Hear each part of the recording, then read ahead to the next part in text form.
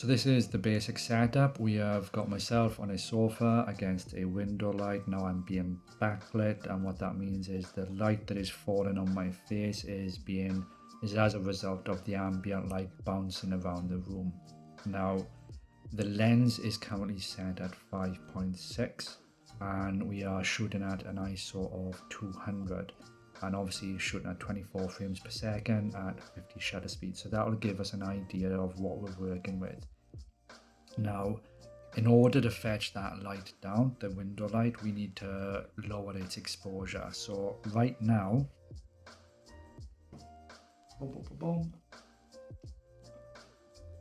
that is reading at f22. So that is the light that is hitting the window.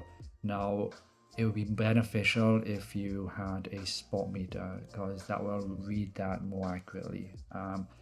But in this instance, it will give us a ballpark figure. Now, when we set to expose at f22, it will look like this.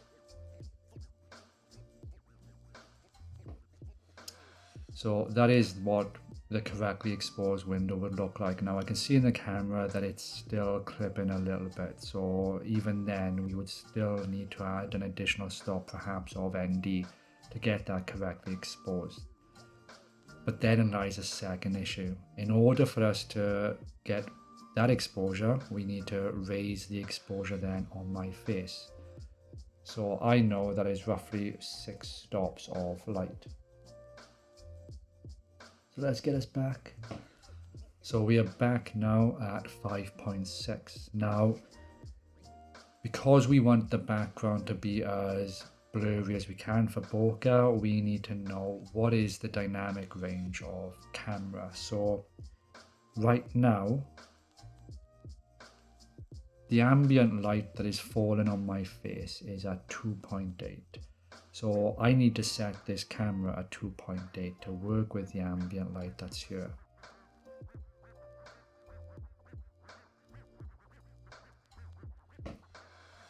And there we go. So apparently, according to the light meter, this is correct exposure for the particular light that's falling on my face with the fill. Now, again, we've got the issue of we are completely blown out. So we need to balance these two. So we need to fetch down the exposure of the window and raise the exposure back up to 2.8 using a key light. And therein lies some of the technical restrictions, and we'll go through that now.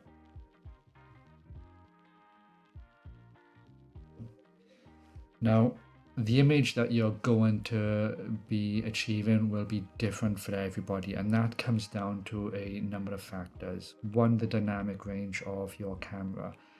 So if I want myself to be exposed at 2.8, I need to set the lens at 2.8. But I know that I got 3 stops of light above that. That's the latitude before I start to clip. And it's the same with going the opposite end. I got 3 stops before shadows get completely crushed. So that is the dynamic range that I can work with this camera. So for me to know that, at 2.8, the next one is f4, 5.6, f8. So that light needs to come down to f8 in order for it not to clip. Now,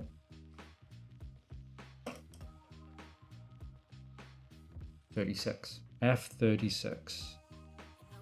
That's quite a bit. Now that's a stop and a half above the f22, which means that, like I was saying earlier, even though I had the camera set at 22, we could still see that it was slightly clipping a little bit. And now the reason for that is that I got the zebras, whichever way you want to say it, at 95%. So I know I got 5% above that, but I just use that as a safe zone. So that is the light that we are tackling. Now, in order for us to get that back down to, say for instance, we said f8 because that's the latitude that we've got, we would have to fetch it down 1, 2, 3, 4, 5 stops. So I need to reduce this by 5 stops of light with the ND filter. Now, you might only have an ND filter with 5 stops already at your maximum. Now, fortunately, I got another one that offers 9 stops of ND. So I could reduce that down to to 5.6 if I wanted to. But then lies the second problem. Your key light might not be able to increase its light or the exposure on my skin by 9 stops. It might only be able to do 4, 5. Really depends on the environment and the settings that you're shooting at. So you need to work within the confines of what you're going to achieve. So when people say do this and you'll get a perfectly exposed window and skin, no, there's going to be a trade-off, and you're going to have to accept that, because the trade-off is the dynamic range of your camera, the actual amount of ND you can reduce it by, and actually by how much you can increase the light with your key light. So please bear those things in mind, because there are factors that you're going to have to work within, and that's why it's important to know and practice with your equipment, because the better you are, you know where the good image is going to be. Now, using Sunseeker, I can tell that the sun is obviously at this point. Now, it's good to do this if you're in an environment where you don't know where the sun is going to be in a couple of hours. At least then you can plan those shots, so you can plan the exposure better. The other way you can do it is that you can put ND roll on the window itself, and that will help fetch down that window by a few stops, which means your key light doesn't have to compete so much with the reduction of light that's coming in. The other way you can do this is that I can move over or reposition this and mask out that area. So I could expose the image for the window, take about a minute or 2 minutes worth of footage, and then expose for my face, do whatever the content is that you're going to do, and then in post you would just mask out the window and replace it with the well exposed image. The downside is that if you're in an area whereby it's all windows, then you have to mask out the person as they're walking. You might have a moving shot, so you really need to work out what is best. Now, if those are the cases, then you're pretty much fucked, and what you're going to have to do is just work with what you've got. So the first steps is, let's get the exposure of the window down, and what we're going to do, we're going to measure the window again, and we're going to see how much we can reduce it by. And then, so that is still showing me 36. Now that is going up to 3.6 on, so the actual exposure on my face has come up a little bit, and then the exposure on the window is completely blown out. Now, I appreciate this is taking a little bit longer than some other YouTube videos. My only gripe with some of those is that they say, control this, chuck an ND filter on, blah, blah, blah. Yeah, it's great, but by how much? How much do you need to reduce it by? How much do you need to increase it by? You need to know these things, and if this is not for you, if you don't like sitting through this, then I'm more than happy for you to, go to those other tutorials, but this will take a little bit longer, so I can only apologize for that, but it's kind of how it is. Now, we're going to check on an ND filter, and we're going to do a bit of playing. So even if the client turns around and says, we want 2.2, you might only be able to get to 5.6. And that's because of the restriction that you got. So the current equipment might not be up to it, and you might have to rent. And then that means then you have to rent a brighter key light, a camera with better dynamic range, better ND filters, matte boxes. So you've got to take those into equation. So it's always good to know what your equipment can do before you go out to a customer and say, this is what we can achieve. So let's put that ND filter on. And what we're going to do, we're just going to set it to 5 stops.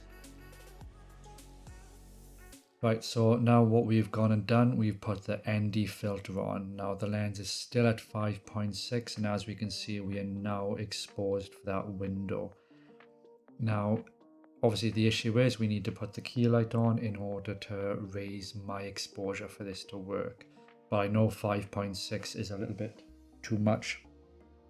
Now, I have set the light meter to have 5 stops of reduction, which is in line with the ND filter. Now, according to the light meter, I would need to set the lens up at f5. So I'm already on 5.6, but if we toggle this a little bit,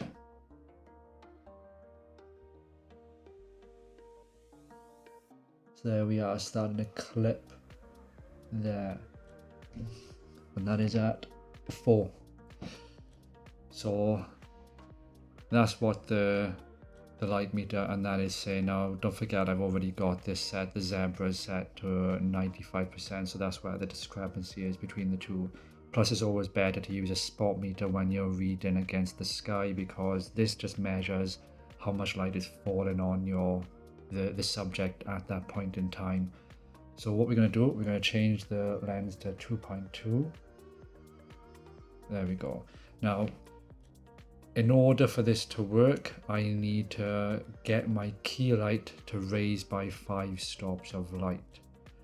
Now, that means if I can get the key light to stay at 5 stops, I can leave it at 2.2, and because the lens is at f4, it means then that we can keep it within that threshold, the 3 stops of latitude.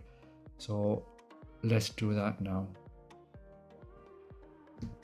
Right, so we have now got the key light set up. It's obviously not turned on, so just to recap, we got the lens set at 2.2. The ND is set to 5 stops reduction, so now the key light has to compete with what I'm setting. So I need this to be able to raise up by a good 5 stops in order for this to be viable. Otherwise I gotta reduce perhaps the ND filter to 4 stops, or we're gonna work that out now.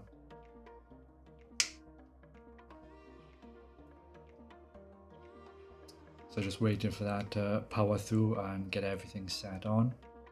Right, so we are at maximum output for this light. So that is the restriction that I'm faced with now. Now this light is giving up to 1.6. Now what that means is that on the light meter, see if you can, I've set that to 5 stops reduction. Now, because the 5 stops reduction has already been applied, I know that the light is competing with this and it is giving me to a 1.6. So in theory, that's roughly around 6.5 stops of light that is giving me, which is ideal, thumbs up. Now, the caveat is that we are still clipping on the clouds, and I can see that. So in order for me to be able to get that sorted, that is at 3.2. Now I would have to set the lens to a base minimum of, say for instance, another stop reduction, and then this would have to compete with another light stop. I can't do that, so I'm at the maximum or the threshold at which I can go, because this light will not give me any more. So in order for me to get back up to the 2.2, we'd only get into 1.6. I've got to raise the ISO on the camera to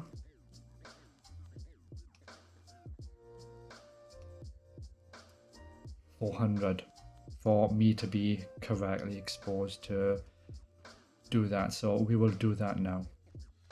Right, so here we are. Now what I've gone and done is the lens is at 2.2, everything is set the way it is, the ND is still at 5, and I've set the ISO to match this on the camera. So this is saying 400 to get it to 2.2, and that is what I've done. So the camera is set at 400 ISO. Now the other way I could have done this, I could have left it at 200 on the actual camera, and then what I could have done, I could have reduced it by a stop on the ND filter. So if you see that, down to 4, and that gets us back to 200, but it's a bit of a faff with the lens hood and everything, so I'm just gonna leave it at that for the time being. But that's the two ways you can do it. You can either reduce the actual number of stops on the ND filter or increase the ISO a bit. Now for this camera, I would never go above 800 ISO because I don't have, just don't include too much noise, so I know my thresholds with the camera.